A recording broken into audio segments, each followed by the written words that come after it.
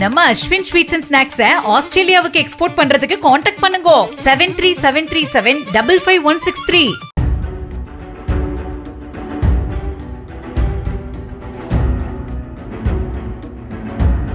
முன்னாள் IPL தலைவரான Lalit Modi ANI செய்திக்கு அளித்த நேர்காணலில் தனது மகன் கடத்தப்பட்ட விவகாரம், கொலை முயற்சி, IPL சூதாட்டம், தாவூத் இப்ராஹிம் என பல்வேறு விஷயங்கள் குறித்து பேசியுள்ளது பெரும் பரபரப்பை ஏற்படுத்தியுள்ளது.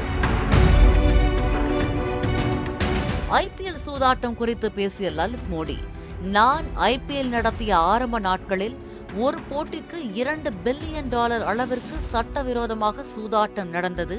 ஆனால் இன்று அது ஒரு போட்டிக்கு $4 பில்லியன் உயர்ந்துள்ளது. இது கற்பனைக்கு எட்டாத பிரம்மாண்ட சந்தை. இப்போது யாரும் ஒட்டுமொத்த மேட்சையும் பிக்ஸ் செய்வதில்லை.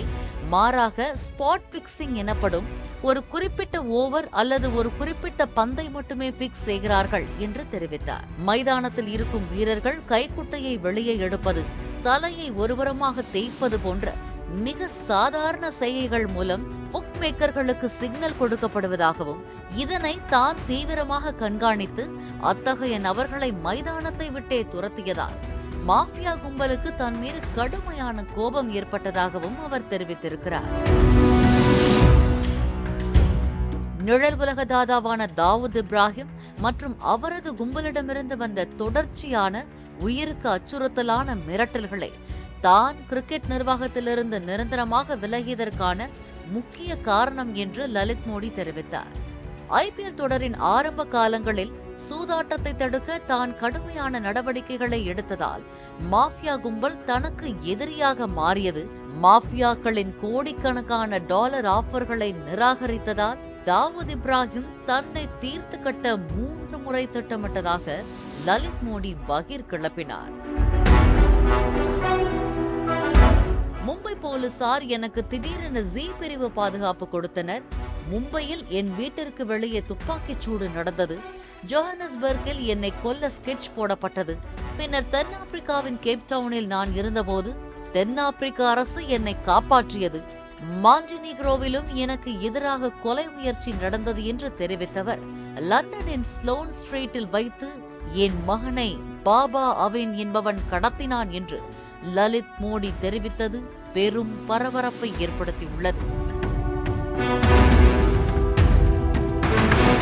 2012ஆம் ஆண்டு லண்டனில் இருந்தபோது அதிகாலை 3:30 மணிக்கு லண்டனைச் சேர்ந்த ஒரு இடைத்தரகர் தன்னை தொடர்பு கொண்டு பாபா என்ற செல்வாக்குமிக்க ஒரு இடைத்தரகருக்கு சொந்தமான ஆடம்பர அடுக்குமாடி குடியிருப்புக்கு செல்லுமாறு வற்புறுத்தினார். நான் அங்குள்ள மாடிக்கு சென்றதும் செயற்கைக்கோள் தொலைபேசியை கொடுத்து, தாவூத் இப்ராஹிம் உங்களிடம் பேச வேண்டும் என்கிறார், போனில் காத்திருக்கிறார் என அவர் சொன்னார். அப்போது பயத்திலேயே நான் என் பேண்டிலேயே சிறுநீர் கழித்து விட்டேன். போனில் பேசிய தாவூத் இப்ராஹிம் தன்னிடம் இனி உன் வேலையெல்லாம் முடிந்துவிட்டது என்று சொல்லிவிட்டு போனை வைத்துவிட்டார் என லலித் மோடி தெரிவித்துள்ளார்.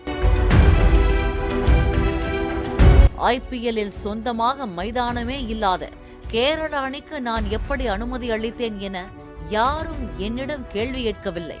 கேரள அணியை அனுமதிக்க காரணமே சசி தரூர் தான். அவரின் பேச்சிலேயே மயங்கிவிட்டேன் என்றும் தெரிவித்தார்.